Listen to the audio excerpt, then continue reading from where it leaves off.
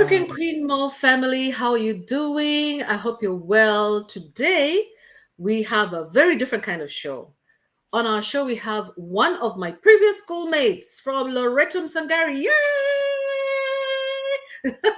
And her name is Jackie Mutere. She has a story to tell us, but I'd like her to introduce herself. And yeah, welcome to the show, Jackie. Thank you so much, Mo. It's a pleasure to be on your show. I've followed you for quite some time now. Always so interesting and it's such a blessing. I remember you with us from school days. It was such a pleasure again to reconnect with you and to see what it is that you're doing. And thank you for giving me this opportunity. I'm sorry. My name is Jackie Mutere. And for purposes of this interview, I'm just a mom. I'm Chichi's mom. Chichi is my son, whose name was Jerry Ogola, also known as Chichi. Yeah, Jerry Ogola. And he took his life in 2019, August 4th, 2019. And I'm here just to share a little bit about his story and the consequences and just to share with audiences around. I've shared the story before. It's on YouTube and other forums and platforms, but because mental health is it's inexhaustive, it's and yet another opportunity to give perhaps a different perspective and also perspective, especially life after the aftermath. Now this is 4 years, the aftermath of it and just the experiences of the 4 year journey. Thank you, Mo, for welcoming me.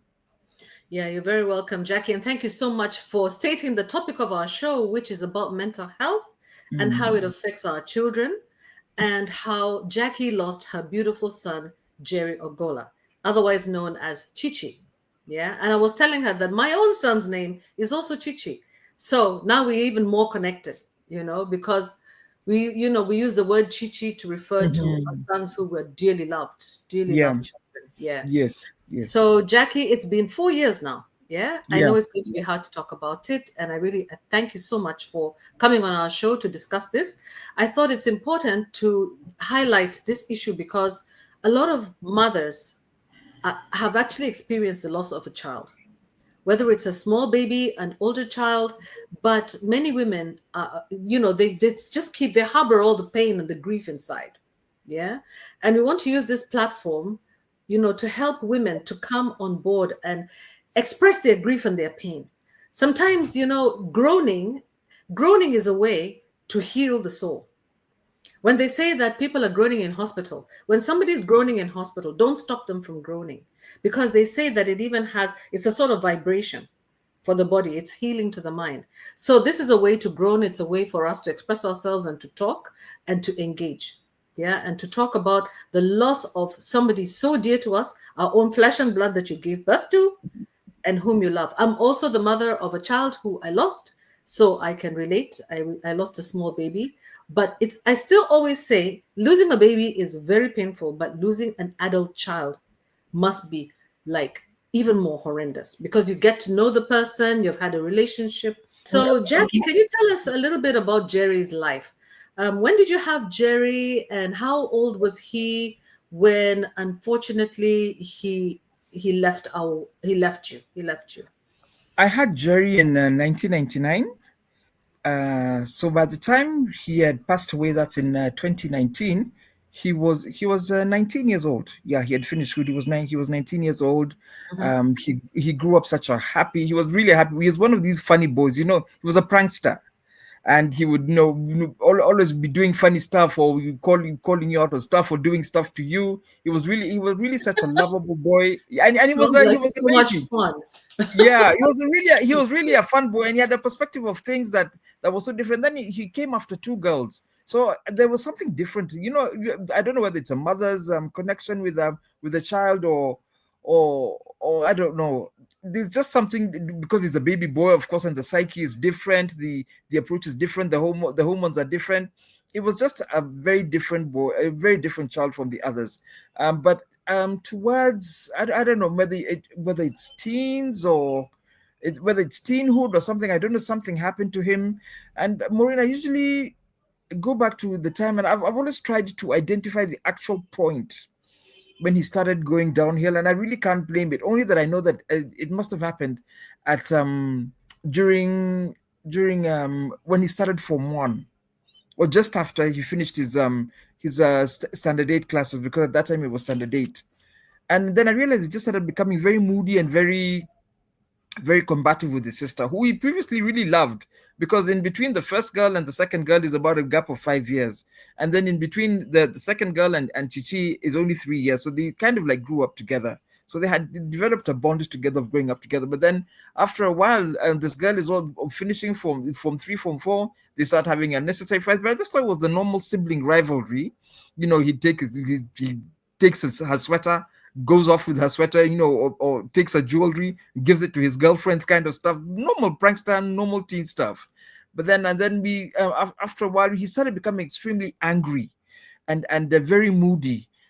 That's when I think I realized that something must be wrong. But I just attributed it all to just his teenhood and maybe just something hormonal or adolescence. And he was passing through a stage, and I'd never had another boy before, so I didn't know whether to say that this was different, because the girls would had exhibited and had gone through the adolescence pretty differently. So I didn't know who or what to compare with in any way. So I thought I'd rather ignore it, instead of getting into battles all the time with him.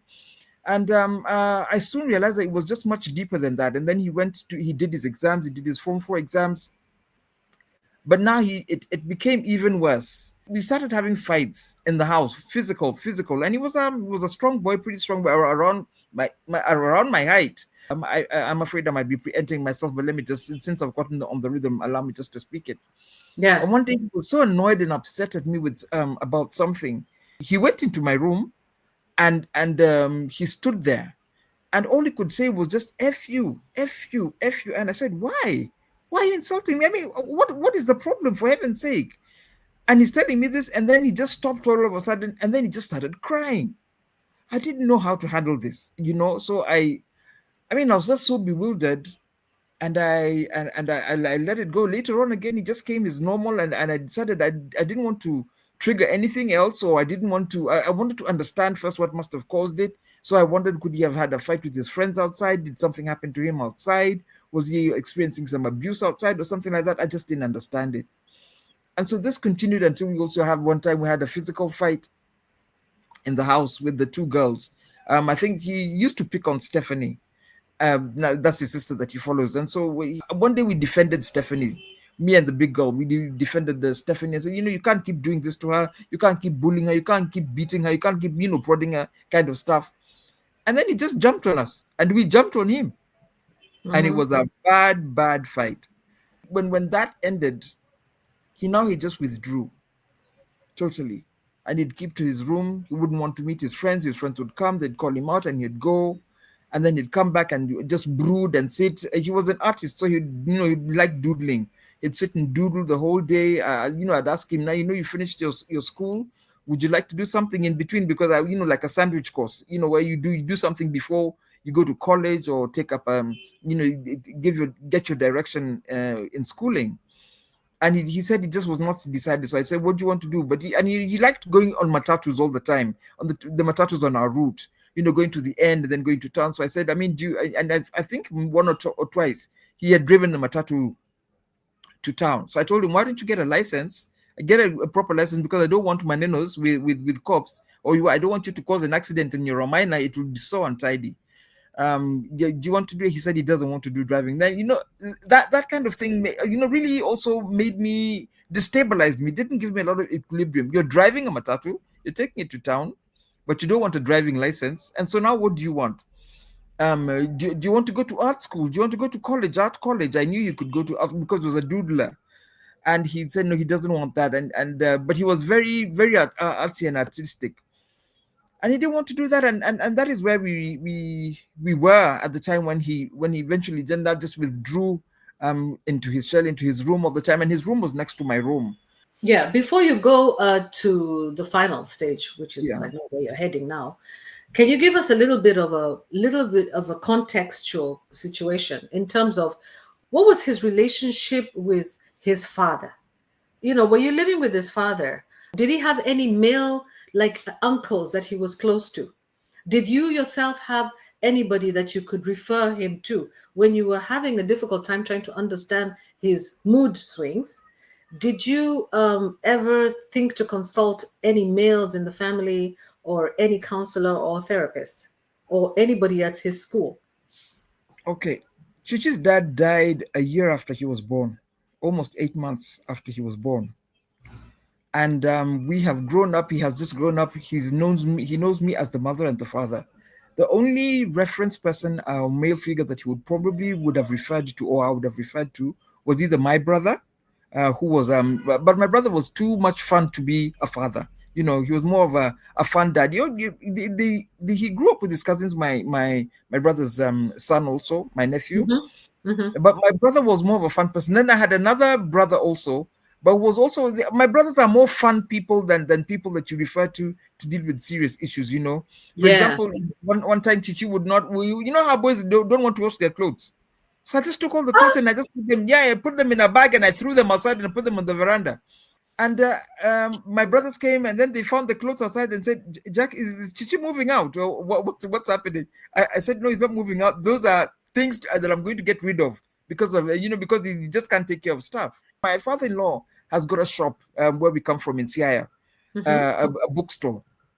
So each holiday, I've got a policy that I always go shags every year.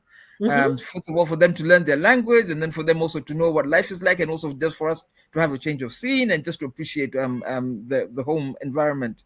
And he would take his grandfather to the shop every day. We were there and sell in the shop and interact with him, and do the change for him and stuff like that. So that was a reference point. And it really broke my father-in-law when he had to come and actually identify the body. Oh, so It was quite a sorry. bit. So sorry. Yeah, Yeah. yeah. Yeah. So when he was having these mood swings, did you suspect that there could have been something else that was causing these mood I swings? did. Was I he consuming anything? Like, was he consuming alcohol? Did he? What was the kind of company that he was keeping? What are the kind of pressures around him? That could have been an influence too. He didn't take alcohol. He couldn't take alcohol. But one time the watchman, the caretaker where we live in our place here, came and told me, "Mom, please just come. I've got a problem and I need to consult with you." We live in a place where we've got three Yeah. blocks of flats, and Mm-hmm. then one of the blocks is unfinished. So they were up there doing stuff with girls, and I thought to myself, "Oh my goodness! I hope he wasn't caught, abusing or molesting a girl or something like that." Then the caretaker told me that they found him blowing J, taking bangi. And so I thought to myself, okay, so is this influencing him? So because at times he'd come and he'd really be happy, and I wouldn't understand why he's happy, and he'd really be lovey-dovey with me and play with me and just be a little bit extra than he normally was. So At, that at, could at have been. about what age did you notice that he was taking that marijuana? This is now 18 after school. He's finished. Okay. Yeah, Okay. but before then, I never used to realize that there was anything. Only that I knew that he hated boarding school and he hated school. I usually suspect in my heart that there must have been some sort of abuse that happened to him when he was in boarding school, because Uh-huh. that happened Mhm. the last time. And he just told me one time after we went for when he came for halftime, he said, "I'm not going back to school." I didn't know this. These are parenting has got no book. We changed school 3 times until the final school where he went to. He said now he's also not going to school. One day he just decided he's not going to school.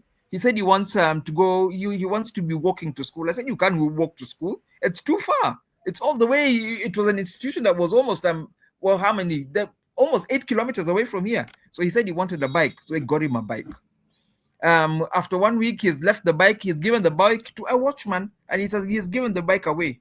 To where? To some watchman, because the watchman said that anataka kuendea nayo kazi na itamsaidia. I said, you can't do that. What happens to you? Me, I'll find my way to school. So now again, it became on me now, the story of now transporting him every day to school with the matatu, because now my car wasn't working at that time. And that was it until we came to the very end. And so school was by the time we reached exams, it was not good, Maureen. It wasn't good. But I didn't know. I don't know how to put pressure. You must read your books. I've lectured my own life. I've lectured the first girl. I've lectured the second girl. I started lecturing him, but I realized that because I've got a relationship with him, I'd just rather talk to him and make him understand. This is your life. You've got to work. And I told him finally when the exam started, Chichi, this is your life. Whatever results that you're going to get, they're just going to be yours. They're not going to be anybody else's results. They're just going to be yours. So make sure that those results will please you or will be beneficial to you. So when the results came out, he really didn't do very well, and I think that is now what's triggered him now towards the last towards the last precipice, because now he really, as I reflect of it in hindsight, as you say, that was not the downhill trend. He would not meet his friends so much, or he'd go and meet his friends, come back extra happy, and then when he's from extra happy, goes to the other side of the campus, and become extra sad and extra moody and extra angry.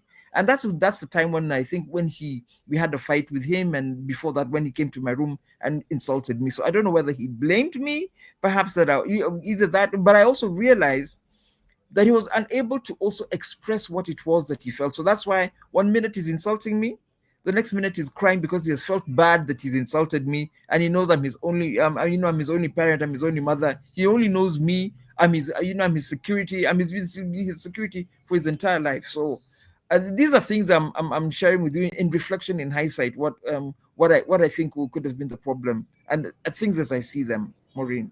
And in narrating this story, I know it's probably triggering a lot of pain in you, and reflections which are harmful, hurting.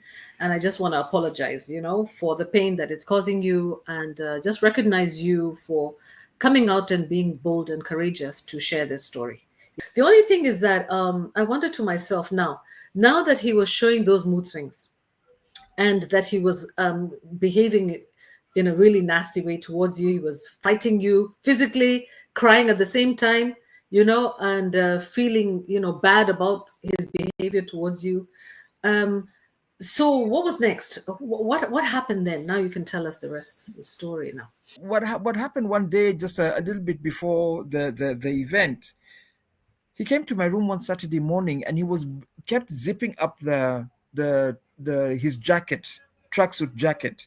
He just kept zipping it up and down, and then he told me, and he just came and touched me like this. He didn't, usually he'd come, he'd open my room, knock on my room, open it, knocking and opening at the same time. Then, Mom, this is what I want. Mom, I need this, Mom. But this time he silently came in, and I just had somebody touch me and told me, I want to go. I want to go and see my grandfather. I said, how can you go to see your grandfather? You're not well at the moment. You're not feeling well because he said he kept telling me he had headaches. So we dealt with the headaches. Then he told me he's got a flu. Chichi would never get sick. He's not a boy that I ever experienced go to hospital or stuff like that. The only two major incidents in his life that I ever had was when he fell one time, the normal boy things, and he dislocated his collarbone, and he had to put his arm in a sling, and then circumcision. That was it. That was it. Otherwise, he would never cold and flu and stuff like that. Foreign concepts to him. And so I told him, you had just finished having a flu, so it's not good for you to go to your grandpa's. Let's just take time first of all, and then we'll think about it. We'll talk about it. Let me wake up. Let me snooze a little bit. We can wake up. He sat there, zipped, and it kept going zip, zip, zip, zip, zip, zip. And I was becoming irritated, and I said, something is going to happen. Something's going to happen. You're upsetting me now, and we're going to get into a quarrel about this. And then I looked at it. Something occurred to me. Just look at that jacket. And I looked at the jacket and I said, first of all, whose is this? This is not yours. I've not bought this jacket for you. He says, I stole it up there. I said, you stole somebody's jacket from the washing line up at the rooftop. He says, yeah. And then they beat me up. And then I just took the jacket. I said, dear God, what's happening? So that is when my heart would start skipping a beat with incidences like that.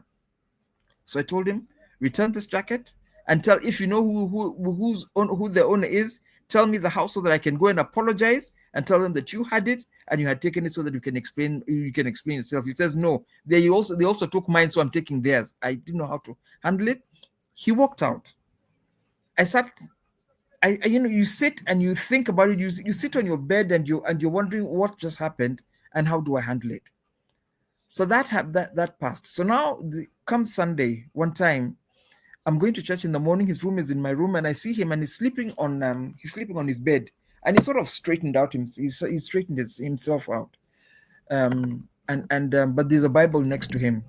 So we used to call each other neighbors. So I say, neighbor, I'm going to church. He looked at me and then he sort of like sneered, and then I left and I went. Before that, a previous Sunday, let me backtrack. A previous Sunday, he had come to church. He had come to church in his boxers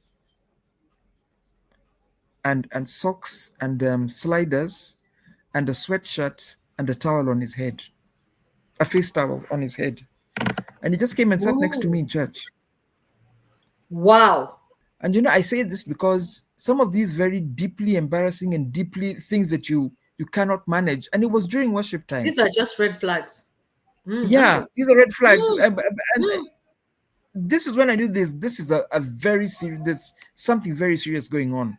mhm, And I sat there fuming and telling him, go back home, go and mhm. dress properly. How can you come to church dressed like this?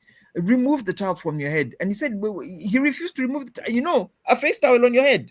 Yeah, Well, please imagine, yeah. he's shaggy, he's just walked out of bed and he's just located where I'm sitting, mid front.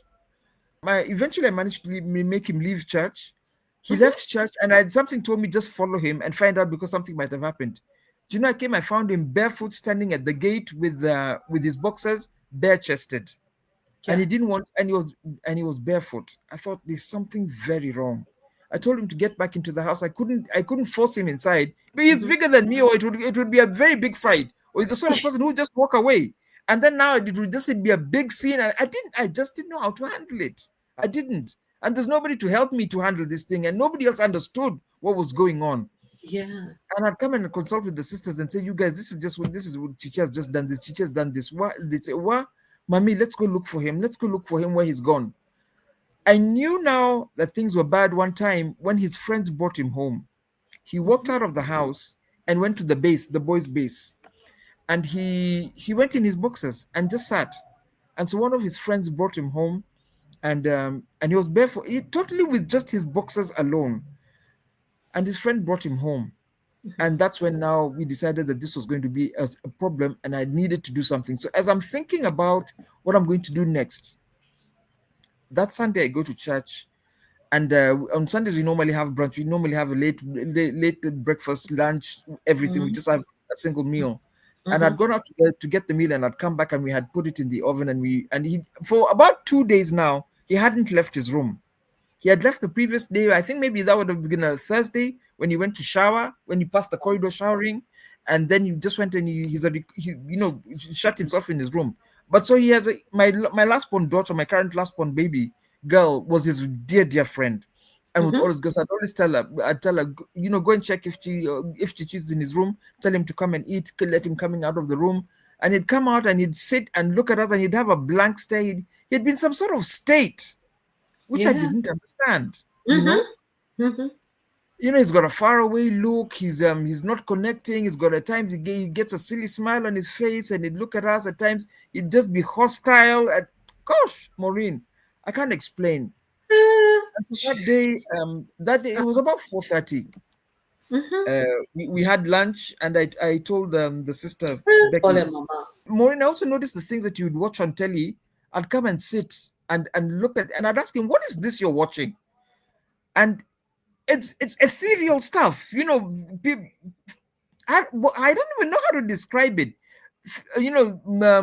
Stellar things, looking at the stars and what's happening in the stars, and people that are coming to talk to you, and people manifesting as stars and then coming to speak to you.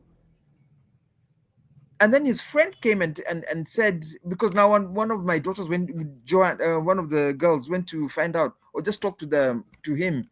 Or I think he came and told the girl, she came and said that there's a woman who's trying to kill him. One of the lady who's got a shop there, the vegetable lady, is trying to kill him, and she's going to die. I said, dear God, what's happening? You see, now these things, Maureen, are making my stomach churn, my mind also going. I start losing my appetite because literally I don't know how I'm going to handle this now anymore. So on the material day, we're having late lunch, and I tell Becky, go and call him and tell him that we want to, tell him to come and eat. So she calls him. He says he doesn't want to eat, but to take the food to him. So I said, okay, take his plate, take it to his room so he doesn't he doesn't miss eating. Another trigger, another warning signal was the appetite. He was a really boisterous eater. He loved good food. He loved, it's things Yeah. like you keep your favorite snack in the fridge, and you come and find it's gone, and he's left a. If it's in a covered container, then you come and find the note. You find the container intact with the note inside it. Sorry, I ate it. And Oh, he was he that was kind of guy. hilarious though. Oh, Yeah, he was such a he was a fun-loving boy. pranker. Mm-hmm. Yeah, he was really a Yeah, pranker. yeah, yeah. And so Becky takes his plate of food to him, and Mm-hmm. so I asked later on. I asked Becky. Becky, has he taken his food? Is he eating? She said no. And so what? Did he see that you've taken the food for him? She said yes, and she just gave him the gave her the thumbs up sign.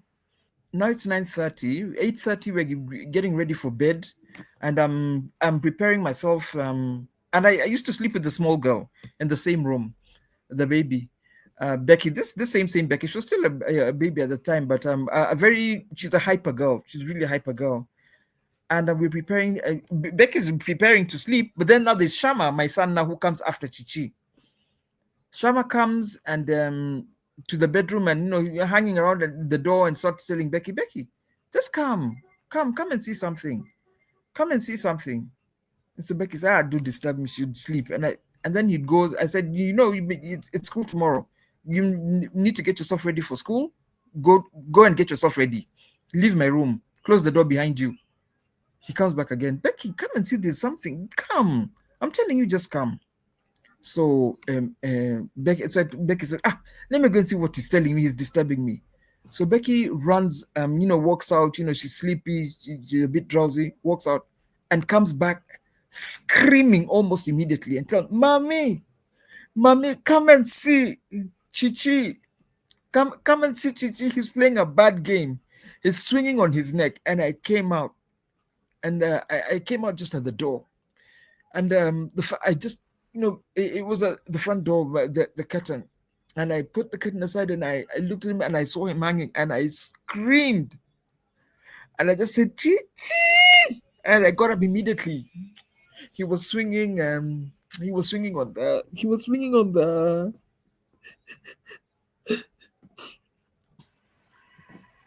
he Call was it swinging on Jackie. the Call it Jackie. it's Call it okay. Mama. It is well.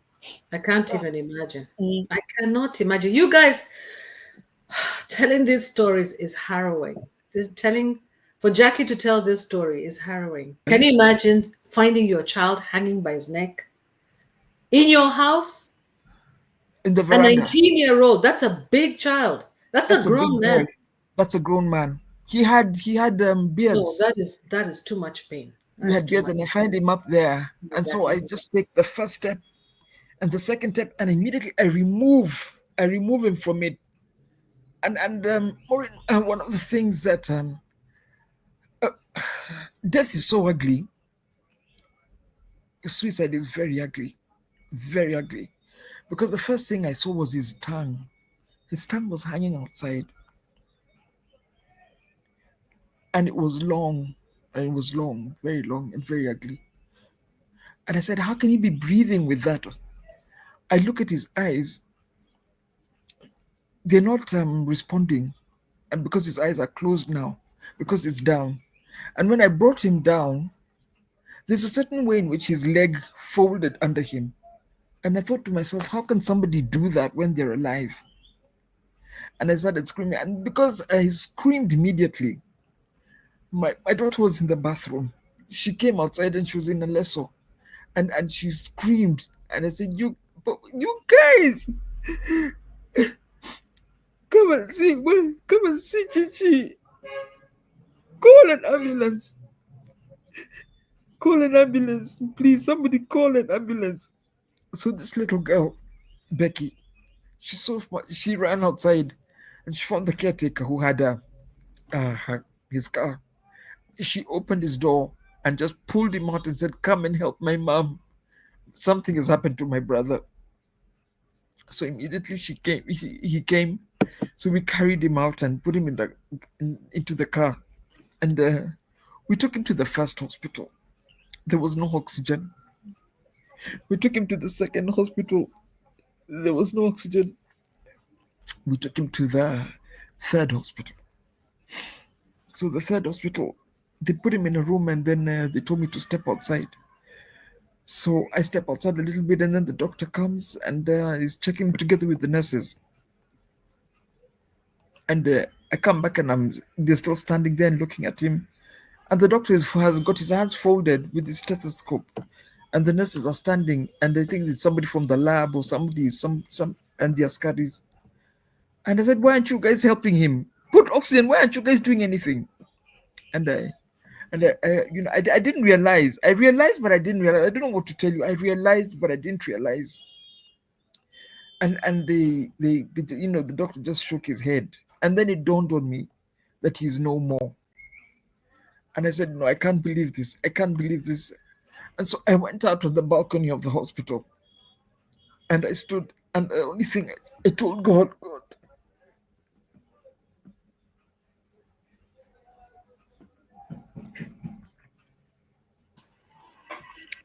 if he's gone. Jackie, how I can't imagine you narrating this story. I can't imagine. You went to two hospitals and they had no oxygen. They had no What kind of oxygen. hospitals are these? Eh? Do you know? These people, they fail a lot of mothers. They fail a lot of people. Even if he was already gone, at least if they had latched him up to some oxygen, you'd have some hope that maybe there's a little bit of hope, a little bit, that he might be resuscitated. Yeah? Oh, But by Jackie. that time, when I looked at his fingers, I remember his fingers were gray at that Oh, time. yeah. Hmm. So I think during the time when my son Shama kept coming to call Becky, I think that's the time when something, because he was swinging on it, because Shama said there's a game that Chichi's playing. He's swinging on his neck, and it doesn't look good. So Shama saw it,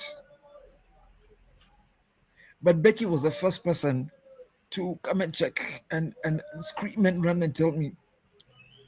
Very If I might recently, ask, how old was Shama at that time when he was looking at his I don't brother? know. He was 13. He was He might not 13. have understood. Might not have Didn't understood. understand. He might not have understood. Yeah. So I talked to Shama. When I went to visit him in school. Uh, that when he went to Form One, and he was also, in Form One, you go to boarding school. He's in Jamhuri High, and there's a stage when you're not used to boarding school, where you almost give up. Mm-hmm. When you're away from your parents, just there's a very tight adjustment period, and I Okay. really observed him. And then, I just wanted to find out his state of mind and where he was at. And I asked him, "Do you remember Chichi?" And, because he's never talked about it, he never talks about it. Mm-hmm. He just says, "Mom, up till today, I still can't believe it. I still can't believe it. Yeah. I still can't believe it." This was 6 months ago or so. He's now 17 years. So Joanne was in the bathroom and she Mm-hmm. screamed. Mm-hmm. She screamed. Um, and she couldn't take a bath thereafter. Stephanie got paralyzed. She stood in the sitting room and could not understand what was going on. So when I'm remaining in the hospital and they're calling me and I'm not taking the calls, they're not understanding why I'm not going back. So they keep telling me, "Mom, come home, come home." They don't even care come home. We're here, and why aren't you telling us? I said he's been taken care of. He's being taken care of. No, mom, just come home. Kuja tu. Kwa nini hutaki we kuja tu. Please just come home. The kid, we can't sleep. Just come home. And so finally, I called them and I told them, "You know what? Chichi has passed away," and they couldn't believe it. And so now we had to accept it. And then after all the activity, we had to sit in the hospital. My niece works for Lee Funeral Home, so she brought the ambulance to come and collect him. But then they said the hospital refused and said they cannot release him if it's not a police car, because they might think it was mischief on their part. And so we had to wait for a police car to come. So now one of my neighbors, God bless him forever, was doing the running around, calling the cops, went to the cop station. The cop station, they couldn't do anything. Do you know why? At that time, His Excellency was going somewhere. Was it Kibaki at that time? That Uhuru, it was somebody. And so in that entire area and in the airport area, there's a lot of police security, and so everybody Okay. was not in the Yes. station. So we Mm-hmm. had to wait for His Excellency to fly out first, so that some cars can be released so that they can come. So Mm-hmm. that gentleman make a report, and then after he made the report, then he came now with the officers and the car. Yeah. And I think, Maureen, the most hurtful thing was when they came and they wanted to carry him, and then they put on gloves. I thought to myself, this is my son. This is my Yeah. Just imagine. Yeah. he, he's not dirty. He's not contaminated. You know, I wanted to tell him, let me carry him. Let me help you carry him. You don't need to put on gloves. But death is so heavy, Maureen. Death is so heavy. Cheers. So inhuman, but of course protective, very much in order. But they just don't Exactly. appreciate your relationship with this person, and that this person is not going to do. It's not that dirty, and it's not. He's just carry him. Just accord him the dignity that is accorded. And so they took him. Sometimes, when people say that I'm going to commit suicide, I'm going to do this, I am going to do that. Think about what you're saying, guys. Think about it. Think about the people who are going to be left behind. Your loved ones, your mother, your father. What kind of trauma you're going to be leaving with them? Like what Jackie is going through right now. Jackie is my friend. Yeah. And she lost her child to suicide. And my pain now is with Jackie because actually my thing is I wish that child understood the impact it would have had on his mom for him to do this. But I want to believe that he was not in a mental state. He was not in the right mental state by the time he was actually doing that. Yeah. Now, can you tell me what do you think, looking back and also checking with, what is happening with the young people today? What are the kinds of forces? What are the kind of pressures on them that are making them make such life altering decisions? What do you think is happening, and what do you think we can do to help? What do you wish somebody could have done to help you as a single mom at that time facing such a situation? I think it's to understand me, but I think it's also difficult to understand what's going on in somebody's psyche. More, it's difficult to understand what's going. I mean, there's so many emotions, and allow me to answer your question in very many different ways. Hmm. The reason, the correct thing post the event was, and post the burial, was to go for family counseling. And people think that that is the correct thing to do. It's the correct social structure and pathway to go for family counseling, and to go, and have it out. More, it was a disaster for us. Some buddies that we work with, comrades that we work with, paid for my sessions, my family sessions. But after the third session, and it was proving a disaster, it didn't work. You know why? The way we are knit as a family, we've got a certain balance and equilibrium, a certain vibe in our family. And the kids felt so upset that I was forcing them to go and expose them and Chichi's dignity to a stranger. And so they just shut down. They felt so offended. I just used my maternal authority over them. Like, we're going because we need this, and it's the right thing to do, and it's been paid for. But they went there and sulked throughout all those sessions. I mean, after a while, I just told my friends, you guys, thank you for the goodwill, but it's just not working. And the only way we got healing as a family was when we just started talking about him amongst ourselves, amongst just the remaining four of us. That's the only way that we ever got our healing, and we've managed to come to the point where we can talk about it, and talk about it objectively. What is influencing youth today? Some of the triggers that they're experiencing right now is social media, because I see some of the kids, Maureen, post the event, and when I did one of my first few interviews or so, a lot of parents reached out to me, and a lot of kids reached out to me, a lot of siblings reached out to me, And they were most of the influence was really social media, about getting likes and not getting likes, or about girls liking you, or you've posted something about this part of your life, or you've put something on your Facebook page, or on your TikTok page, or whatever page it is that you had at that time, and maybe you've gotten this amount of likes, not this amount of likes, or you've been bullied. Also, there's also a lot of cyberbullying and a lot of ridicule, a lot of internet ridicule, and internet naming and shaming. Keyboard warriors that are just out maybe to have fights with you, to make themselves feel better. I don't know. The challenges that this current generation is feeling is really different from ours. Ours was really, of Generation X, was a really touchy feely connected family institution and connected communities. But I see that the current generation are so disconnected and find more affirmation in social media than they do with family ties and community ties. And these are things that people should be very much aware of. And also peer pressure in school, that you look like this, or you don't look like this, you come from this kind of family, you're from this kind of social status, and those kind of things really trigger and influence children to do things. And also even family situations, the domestic violence in families, the abuse within families, and you cannot speak about it because there's still so much stigma around a lot of the gender-based violence and abuse that goes on, that people don't talk about it, but would rather die with the pain, or release it by abusing themselves, or getting into what are they called, coping mechanisms, or vices, bad behaviors.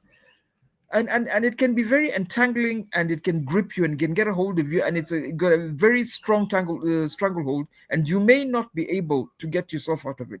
You can dig yourself into a pit that you will not be able to come out of, out of it after a very long time.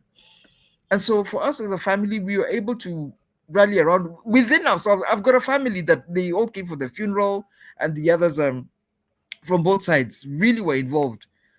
But we just had to come home and cry for ourselves, amongst ourselves. That's because of the When family. you look at your family and you say that you cried amongst yourself, who did you feel came around you?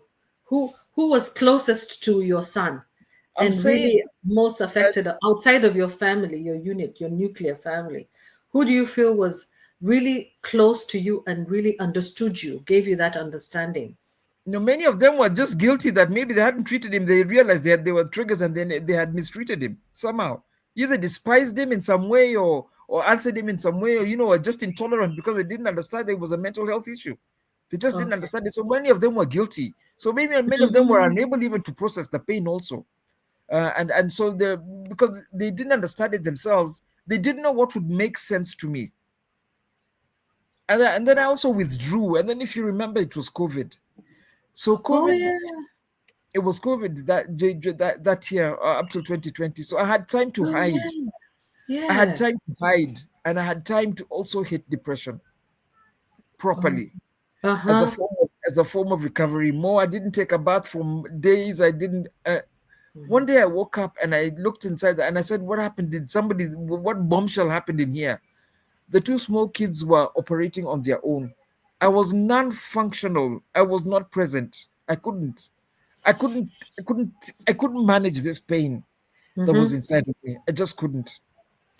And then it dawned on me, good heavens, the dishes were full in the sink. The cleaning lady, I had ignored her call. She couldn't come in and do the cleaning. The sitting room was upside down. The bathroom was stinking. The toilet was stinking. And I thought to myself, Jack, you need to style up. You need to get yourself together, because if you don't, these other two small children are also going to suffer. And that was the turning point for me too.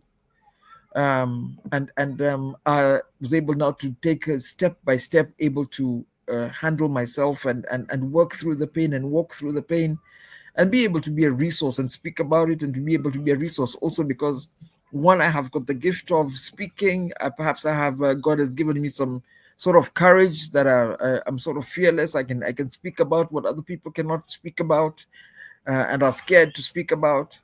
And that has given me a lot of healing. And I think more, I remember specifically one particular lady. She called me from South Africa.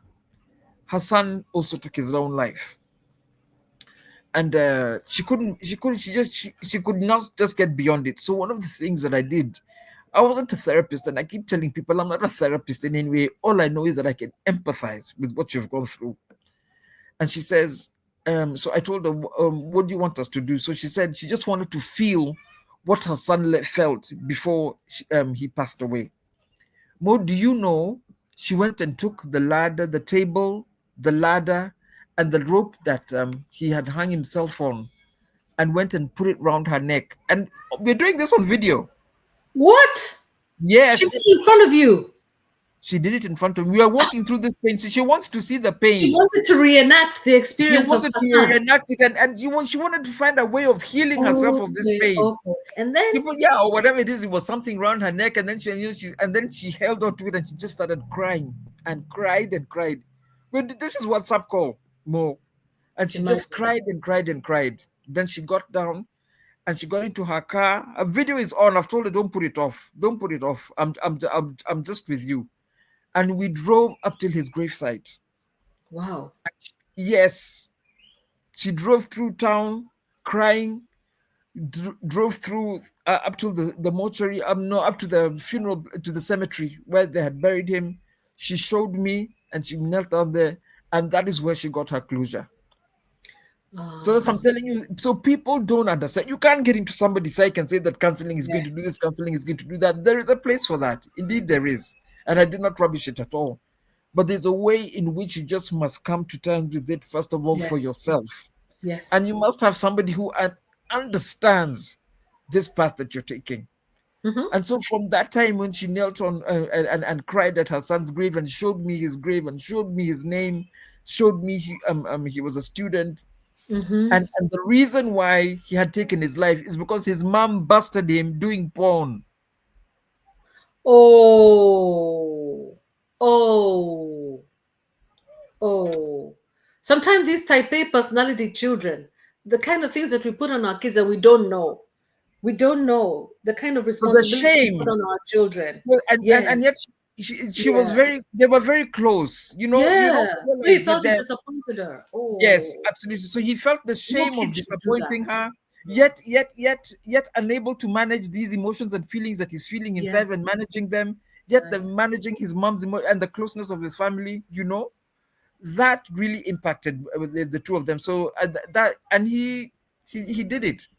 And so she was able to open up with these things to me until we these days we're just pals and friends, like how are That's you, why are you lost, kind of, where have you been, well, you've not called me for any birthday parties. So we developed an online friendship where she'd invite me for her birthday parties online. She's having a birthday party and You and have became a the birthday online party. sister. And we developed a sisterhood online, and then we'd have like birthday parties for for the children who have departed online. Mm-hmm. But beyond that, more, I must also share with you. One day, Mm-hmm. a sister-in-law who lives in the UK had come to do her kipande, her ID things, and we went to Makadara. And we went into this senior's office. One of the ladies who endorses a big government officer, and we Mm-hmm. went into her office, and then she was helping us, and then she kept looking at me. She's dealing with the issue, then looking at me strangely. So me, I said, okay, I don't know, because of my piercings, she might have just been wondering that this rogue woman, which one is this one that has come? I'm just sitting there quietly. Then finally, when we were just about to leave, she said, "Madam, please forgive me that I've been looking at you, but are you so and so? No, I've seen you somewhere before." Mm-hmm. I said, "Well, I've seen you somewhere online." "Really?" "Yes, I've seen you online." "What is that? Are you Mama Chichi?" I said, "Yes, I'm Mama Chichi." She Wow. told me, "Do you know what, Mom? You helped me because I was forcing my son to go to boarding school and he didn't want, and he was doing so poorly. We removed him from boarding school, put him to another school, and now he is thriving. You helped me, Mama. You helped me." Mo, if not that, what is worth that story? What was worth the tears for, if not such a thing? That even, and I always attribute it to Chichi, and I say, wherever you are, son, have it good because your story has helped somebody else be delivered. Mm-hmm. Yeah. Mm-hmm. Your story has helped somebody else just cross a bridge that could have, removed them from the edge of the precipice. That's what I can say more. That's true. Because, like they say, nature abhors a vacuum, Absolutely. so there has to be some consequence of him leaving. There has to have been something else that happened. Another child has to have been saved, Mm-hmm. because he Mm-hmm. left. He left, because I always say that we all leave this earth because of human error. Yeah, it's always because of human error. Somebody will make a mistake and we will go.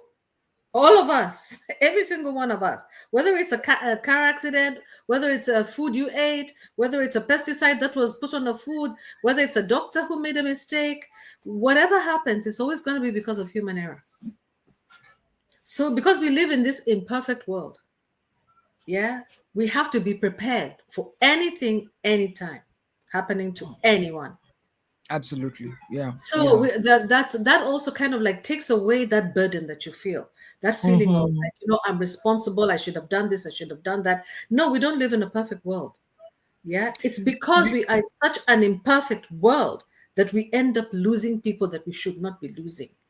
When because if we had all this benefit of hindsight in the past, if we had met, you and I, maybe I would have come over and talked to your son. Maybe I would have referred him to someone, or maybe there's always maybe. What if? Something, But yeah, there's something, always something, or something. There's something. always something. But those were the circumstances, and that will never change. And that happened then. That happened then. And it's unfortunate, it's painful, it's hard to deal with, but it's the reality that we live with. Is the reality. Absolutely. That's why Absolutely. we must Yeah. commit to enjoy every single minute of our lives. Like when I lost my daughter, I remember the feeling that came into my life. The first thought that came into my mind was, she has left to the land where I'm going to go and meet her there. Yeah. But for me, my life is not over yet because I have a son still to look after. I have to be here for my son. Just like you're saying, you have to be there for your children. That's a Mhm. great motivation, for when you lose a child, you have to be there as a full parent to the other children, not as a broken parent, but as a full parent in your fullness. The death of a child can actually rob you of your own life. Absolutely. I It totally can. agree. It can I take your life. totally agree. It's not a joke. It's just like giving birth. There's no difference. It's like honestly, it's like giving birth. That's how I feel like when you're going to give birth to a baby. Yeah, Yeah. it's a fight between two lives for both of you Absolutely. to survive. Yeah, the same thing when you lose a baby is the same thing. That fight to survive. More, there's also when people say that you're so strong, it's also simply because people don't will not appreciate where you are. People won't Eh? appreciate where you are and will not understand. And even if you try to keep explaining, how many people really explain and express yourself to No, would you can't. appreciate your Yeah. circumstances? And how many I will, and then unless it's a paid service, nobody wants to listen to you forever. More. Unless Eh. you've got a pal forever. A Yayan, your sister with the sisterhood forever. Very few people would want to keep listening to you crying, crying, crying, crying, crying. No. Especially if they haven't experienced anything like that, they won't relate. Absolutely. You can't relate. Absolutely. This is something which a lot of people can only relate if they've been through it, and you don't wish it on your worst enemy anyway. You So don't wish it. You just don't wish rather it in just the West. I wacha nikae na pain yangu kidogo. I'll Yeah, be talking to I'll be really, talking to Jackie when I have issues. When I'm absolutely. in pain. Yeah, because Mhm. many people will say so many crazy things. But more, you're a researcher. This concept that Mm, the person who passed away was very selfish. I think it broke eh, me. what? Where I does think that it come broke from? me. Somebody takes or they'll say that they took their life and therefore they have You're very judged them. selfish. They have judged them I already was, and they you know know, exactly I where was they are. offended even when people more. Do you know because he took his life by suicide? The cross. You know how people at the time when they put the cross on, it's supposed to face this side. His was facing the other side. Thank you very much. Me, I went and ngoed and put it correctly.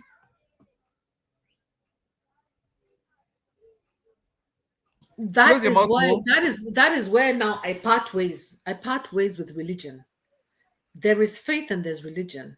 This is complete misunderstanding of religion. This is not it.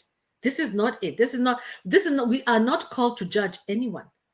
We are called to show empathy and love. That's it. That's up to God to make that decision. One child passed away because she was a lesbian. The stigma. And then her Because of and the her partner, stigma associated to being a lesbian in Kenya. it is so strong, and I think the pressure was so high and so much. Do you know, after 1 year, her lesbian friend died, took her life because she wanted to be with this other one, and they are buried together. Because now, also now for peace of This is now a for calling. This is now a calling for us to take judgment away. And we need. I think now I see where the purpose of this whole interview is to invoke empathy in the population, to re-invoke empathy and ethics and morality, and it's all part of morality. Being empathetic inspire is being humanity, moral. Mo. Inspire Huh? humanity. It is Re-inspire and reignite. Nakwambia. We need Ubuntu. We need Ubuntu. Ubuntu. We need To Ubuntu back. reignite Ubuntuness. Yeah. We So need these two Ubuntu. girls, the parents, also for now the parents also peace of mind. They decided, since this one left a note, I'm going because this one has gone. So for these two parents, also for them also to have closure, they also just decided, okay, they put her here. Put them Do you together. know? Well, if you go to Langata on any given day or any Saturday, and you find somebody tending to a grave, there's some trauma that is related to that grave, because it gives you closure, it gives you healing. I want to tell you and to share now what this has happened. Thereafter, my daughter, first of all, was unable to manage the trauma up till today. Went into alcoholism. She's recovering now, and then had a baby. The baby died, and we buried the baby in Langata after a C-section. You have a C-section, you've cried. She used to walk around carrying the baby's blanket. We've got a file in Kenyatta, I beg, at the psychiatric unit. We have got files. Oh God. She would sleep with the blanket, the baby's blanket, wake up with the baby's blanket, fold it, hold it everywhere. Wow. Oh, wow. We'd go to the clinic. She's carrying it because the blanket had a particular smell, because the baby we had washed my sister had washed the baby and put oil and baby oil and baby powder, so she had a certain baby smell, and so it stuck onto the baby's clothes. More, I tell you, I washed those clothes personally, I think around a year ago, and put them in my cupboard after she started now becoming alcoholic because of the trauma of her brother and the baby. And now the baby, we normally go every year to Langata to visit her, to clean the grave, to sweep, put new flowers, sing happy birthday, so that she can be at peace of mind, so that she comes and lives in peace. And then she can move on and become a productive human being, a productive Kenyan, can be a sibling, can be a sister, can be a Kenyan, can be a citizen. My one remaining thing, that the worst part about the dying by suicide or the death of my son is not the death itself, but in retrospect, as I go now through life and have my own life to live, is to have a birth certificate and the death certificate, and you're still alive.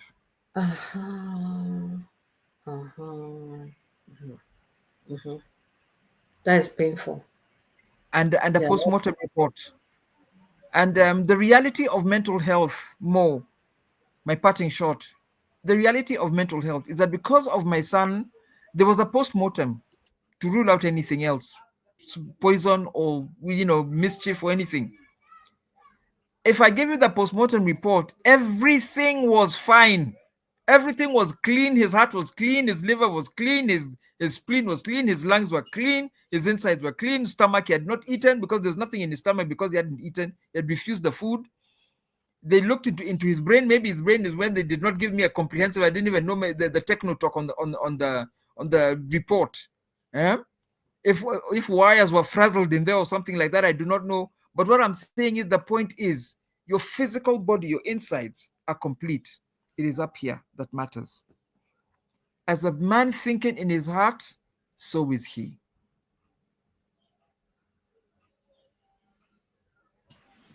Yep. It's a good way to end the show. As a man thinketh in his heart, so is he So or is she. he. Yeah. Yeah, or as a woman thinks in their It heart, is in so her are heart. they. So Yeah. So is she.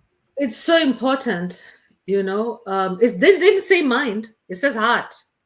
you know your Yeah. heart is so important. Yeah, how you feel. Feelings are Yeah. important. we tend Very to important. underestimate we tend to underestimate feelings and say that stop catching feelings. Stop Yes. catching feelings. Feelings are associated with weakness and femininity. With weakness, and with women, and with high override emotions. Yet there, what emotions regulate your system. Because when Actually, your heart is when you cry. Remember in the beginning you talked about how Abisa, when people crying, it's healing, and the emotional pain that you're feeling is what develops vibrations that go into your system that register into your spinal cord and let you know that you're doing okay, that there's some form of release that can make you take the next day and the next steps. So that's what tears are for. So emotions are not put there to what do you call it, to equate or to value or to what's the word, Maureen? You're a researcher. To qualify. To qualify. Emotions are not there to qualify weakness or resilience, but they are there to help you process your internal body, your internal body system, your entire mechanism. You're on mute. You're on mute. yeah, emotions are kind of like a valve. They are. They're a pressure valve. They They're are. absolutely necessary. Yeah. And that's the reason why when you go to the doctor, what do they ask you? What are you Mhm. thinking or what are you feeling? What do they ask you? Absolutely. Yeah. Otherwise, how do you equate what you're thinking and ulcers? Yeah. How, do- Pain. By the time, yeah. if you stop feeling, you become a dictator, Absolutely. which is why Absolutely. our countries are where they are. People have switched off feelings and operating on logic only, or just Yeah, yeah. operating on mind, mental. I want to get to from point A to point B. How do I get there? This way, hop, skip, and jump. Not about what happens over the course of my journey to so and Mm-hmm. so. Forget the feelings, Mm-hmm. shut them off. Mm, mm. Yeah, And that's what we've come back to our theory. We need to reignite Ubuntu. we need to reignite Ubuntu. We need Ubuntu badly. Yeah. The whole world needs Ubuntu. And there's even a discussion about that, a political discussion about that. Yeah. Jeffrey Sachs is talking about it right now. Really? He's saying Okay. yes, a world that is devoid of feeling, of emotion, of ethics is not an America that is devoid of that is not America. Yeah, And we can see the impact of people who have been running after money, and now the effects of running after of that rat eat rat and the rat race. The effect and the impact of it on their communities and in their cities is outrageous. Do you remember, Maureen, those they're days? running away. Yeah, yeah. Those days when people would desire to go to America, me, I'd rather just go there and visit for whatever reason. I've even seen the New York Concrete Jungle. There's nothing to write home about there. I'd rather stay here, step on green grass, and eat fresh food, and be called a mushamba at the cost of my own mental health. Yeah, what they call the third world countries is where Ubuntu thrives. Absolutely, Ubuntu thrives, Humanity and thrives. absolutely, And that's what they come for. They come for the humanity. and the Yeah? sunlight. Let's They not can't even lose give that birth without humanity. it. Let's not lose that humanity, even amongst the weakest among us. Those people who are addicted to drugs, those people who are Mhm. addicted to alcohol, we have to understand that this is the world that we're living in right now. There are a lot of vices. Anybody Mhm. can fall in any trap, but we Mhm. should not Mhm. judge. Yeah, we should not judge. Mhm. We need a bigger heart to just Mhm. accommodate people. Yeah, Mhm. accommodate Mhm. people Mhm. with all their weaknesses, because we all have weaknesses. Absolutely. So now, We more, I all think do. also going to be another geopolitical subject. Restoring Ubuntu. Restoring Ubuntu. Okay, now you're becoming a secretary now at this point. I'm giving you a Restore- job after all of this. yeah. What was the other one we talked about? The cost of grief. Surviving grief. Surviving grief. Surviving grief. Yeah. Surviving grief, the cost of It's- Ubuntu. hmm it- No, I mean, Surviving grief. yeah, The yeah. cost of Ubuntu. Restoring Reigniting Ubuntu. Ubuntu. Yes, yes. We need Ubuntu. We need Ubuntu Absolutely. back. We absolutely need Okay. Ubuntu. We need to All feel right, for each Mo. other. So Mo, we've Well, had thank you. Thank you we've so had such much. a rich discussion.